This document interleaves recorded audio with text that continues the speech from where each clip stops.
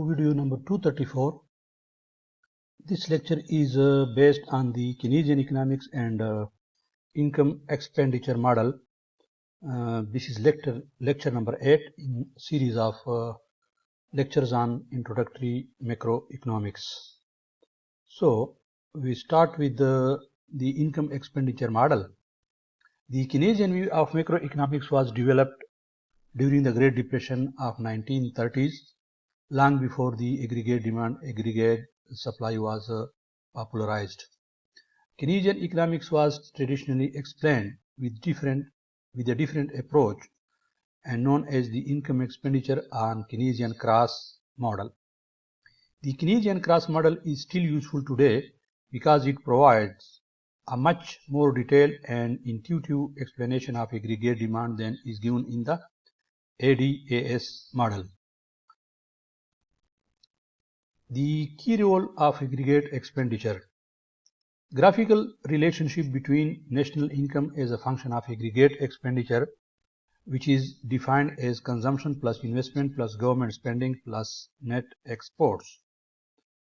Aggregate expenditure schedule, aggregate expenditure function expressed as a table. The income expenditure model. The fundamental assumption of Keynesian economics is that economic activity, that is output and employment, are determined primarily by the amount of aggregate demand in the economy.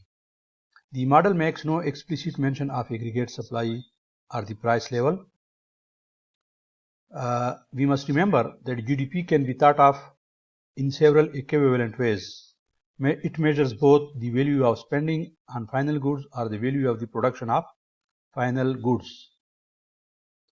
Here is the aggregate expenditure function, and that is equal to C plus I plus G plus X minus M, where C stands for household consumption, I stands for business sector investment expenditure, G stands for government expenditure, and X minus M is net export, and the aggregate demand is given in this diagram, in which the real GDP is measured along the OX axis and aggregate expenditure along the vertical Y axis.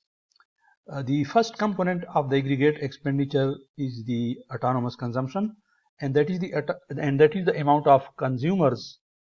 That is the amount consumers spend if their income was zero.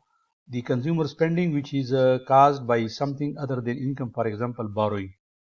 Then there is consumption function, and it is the graphical relationship between national income and consumption expenditure, and algebraically consumption function is equal to C is equal A plus MPCY, where MPC is marginal propensity to consume, and in this function A is the autonomous consumption, MPC is the marginal propensity to consume, and Y is the national income.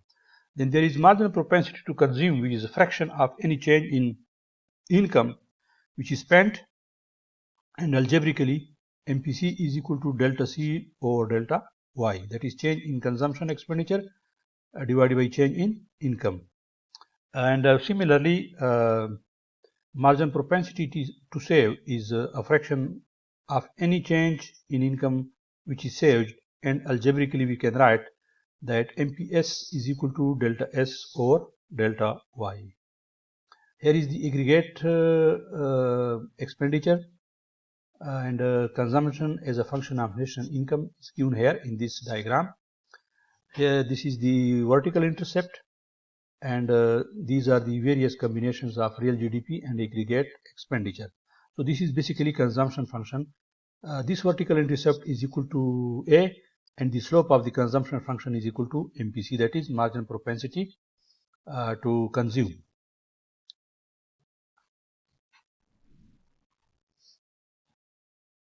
Aggregate expenditure, investment, government spending, and net export. Graphical relationship between national income as a function of aggregate expenditure, which is defined as consumption plus investment plus government spending plus net exports. So the aggregate expenditure schedule is a function expressed as a table. Autonomous expenditure are all the components of aggregate expenditure which do not vary with national income. These include autonomous consumption, investment, government expenditure, and export expenditure. Government spending function is a horizontal line showing the relationship between the national income and the government spending, and investment expenditure function is also a horizontal line showing the relationship between national income and the government expenditure. Marginal propensity to import is the fraction of any change in income which is spent, and algebraically we can write MPI equals delta M divided by delta Y, that is change in imports due to change in income. Then there is a net export function, and graphical relationship between national income and net exports can be seen in the coming diagram. Now look at this diagram in which investment can be viewed as a function of national income, and it is a horizontal line. So it does not have any functional relationship with the income. It's a horizontal line, its slope is 0. So it's a kind of a constant. Similarly, the government spending and taxes as a function of national income, and that is also autonomous and horizontal, and its slope is 0. Here you can see export is also shown by a horizontal line. So it doesn't have any change with the real GDP, and in this diagram you see the import function. So it's a function of national income. The export function is drawn as a horizontal line because exports are determined by the buying power of other countries and thus do not change with the size of the domestic economy. In this example, exports are set at $840. However, export can shift up or downward depending on buying patterns in other countries. The import function is drawn in negative territory because expenditures on import products are a subtraction from the expenditures in the domestic economy. In this example, the marginal propensity to import is 0.1. So imports are calculated by multiplying the level of income by minus 0.1. In this diagram, you can see the lower line is consumption function. This is consumption plus investment. This is consumption plus investment plus government expenditure, and the last line is C plus I plus G plus X minus M, and this shows the level of aggregate demand or aggregate expenditure. So this is a kind of aggregate expenditure function. Horizontally we measure real GDP, and vertically we measure aggregate expenditure in dollars. Again, this is the aggregate expenditure function. Equilibrium in the income expenditure model. We start with consumption function, graphical relationship between national income and consumption expenditure. Algebraically, C is equal to A plus BY, where B is equal to MPC, and A is the autonomous consumption, MPC is the marginal propensity to consume, and Y is national income.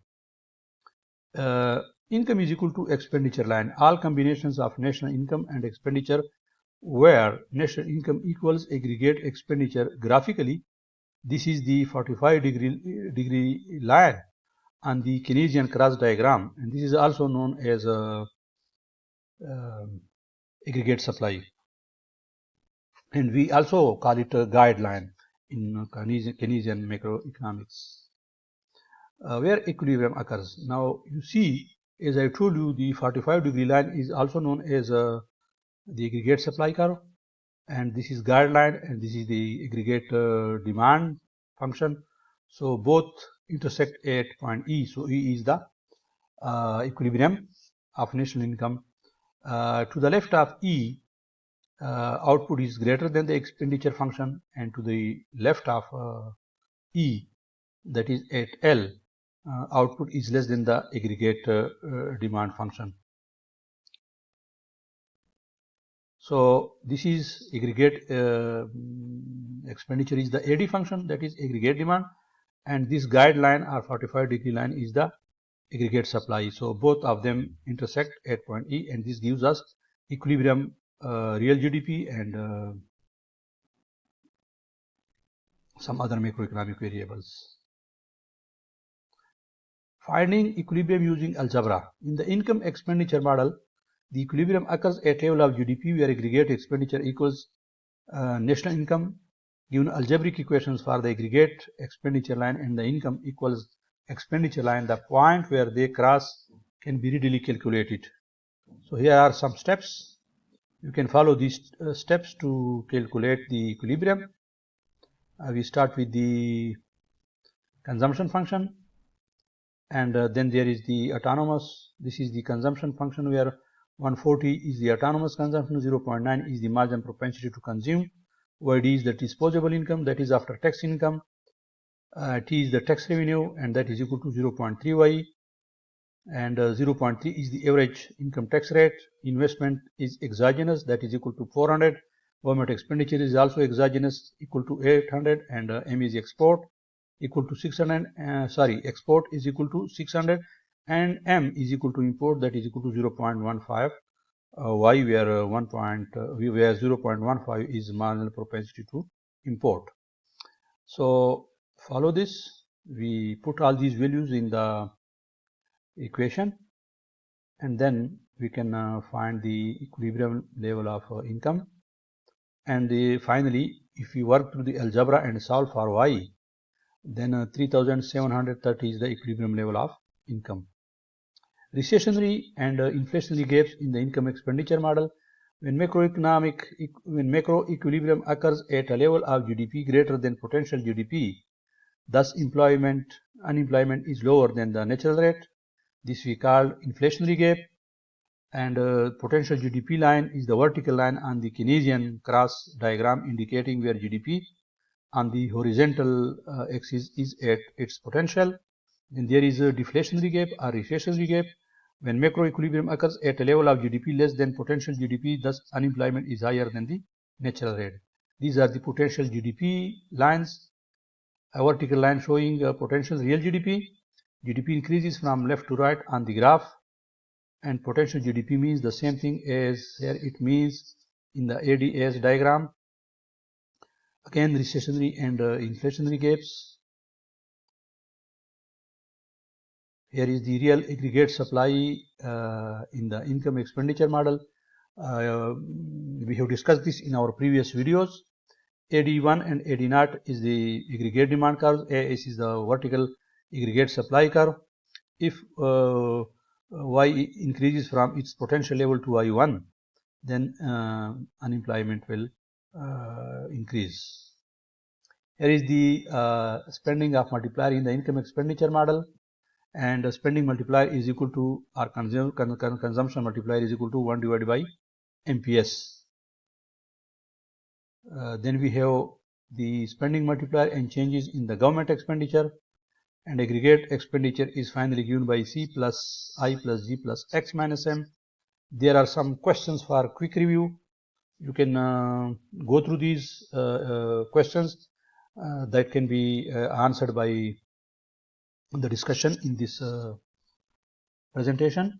These are some other questions for review. Thank you very much for watching this video.